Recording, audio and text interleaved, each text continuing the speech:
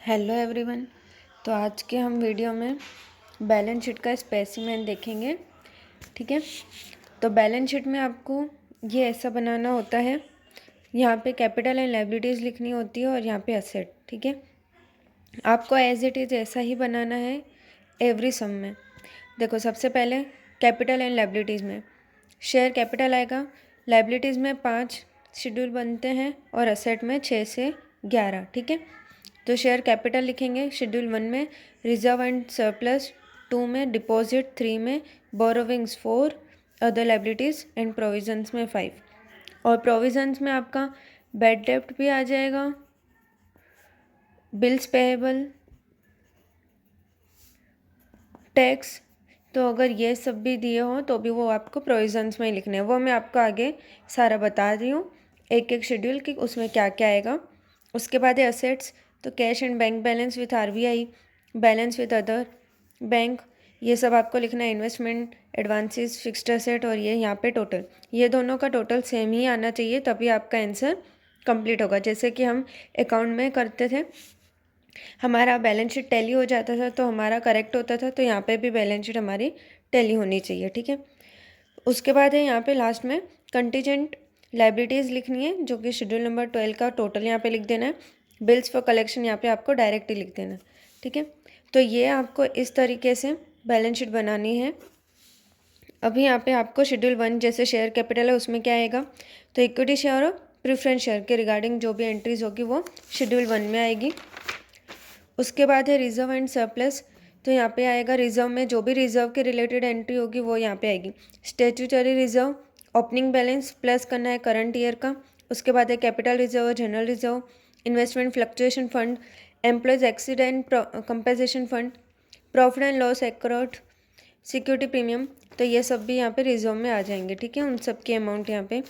उसके बाद है डिपॉजिट शेड्यूल नंबर 3 में, तो जो भी फिक्स डिपॉजिट होगी हमारी, करंट अकाउंट, सेविंग अकाउंट, तो ये सब कहाँ पे आ जाएगा, डिपॉजिट में। बैंक के लिए ये लायबिलिटीज़ होती हैं। ठीक है, बोरोविंग्स, बैंक ने कहाँ से बोरो लिया है, आरबीआई से लिया है या कोई भी अदर बैंक से लिया है, तो भी शेड्यूल नंबर 4 में लिखना है।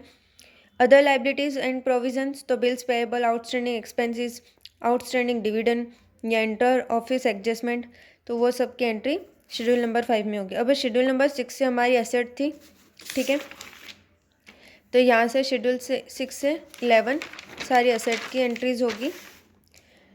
तो कैश इन हैंड हो या बैलेंस विथ आरबीआई हो तो आपको शेड्यूल नंबर 6 में लिखना है। उसके बाद है balance with bank money at call, तो बैलेंस अदर बैंक से हो बैलेंस तो वो यहाँ पे लिखना है। ठीक है, मनी एट कॉल मतलब अदर बैंक में है ना, हमारी बैंक की जो भी है वो अदर बैंक में उसका मनी पड़ा हो तो वो कभी भी कॉल करके मंगवा सकती है, नोटिस दे के मंगवा सकती है, तो उसको बोलते हैं मनी एट कॉल। तो वो भी अगर दिया हुआ हो तो यहाँ पे उसकी अमाउंट लिखनी है। इन्वेस्टमेंट बैंक कहाँ कहाँ इन्वेस्टमेंट करती है, तो gold, government securities, debenture, bonds, mutual fund, shares. ठीक है, तो उन सब की एंट्री यहाँ पे आ जाएगी। एडवांसेस में क्या क्या आएगा, तो कैश क्रेडिट आएगा, बैंक ओवरड्राफ्ट, टर्म लोन्स, तो ये सब हमारे एडवांसेस हैं, तो वो यहाँ पे लिखना है।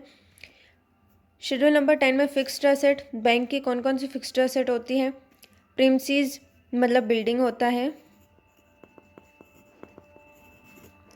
ठीक है, building, furniture, plant and machinery, motor का एक्सेट्रा, उन सब की एंट्री यहाँ पे। प्रीमिसेस मतलब याद रखना बिल्डिंग होता है या कोई भी एसेट हो हमारी। ठीक है, शेड्यूल नंबर 11 अदर एसेट्स, तो prepaid expenses, stationery and stamps, जो भी अदर एसेट हैं हमारे पास, non banking asset, interest accrued, tax paid, अगर एडवांस में कर दिया हमने टैक्स पेड तो वो सब यहाँ पे आ जाएगा। तो हम,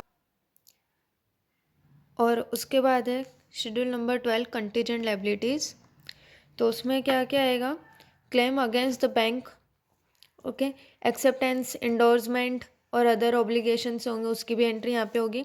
liabilities for partially paid investment और liability on account of outstanding, तो ये जो भी लायबिलिटीज़ होती हैं वो आपके शेड्यूल नंबर 12 में आएगी। ओके, तो हम अभी नेक्स्ट वीडियो में बैलेंस शीट का सम देखेंगे। Okay, thank you.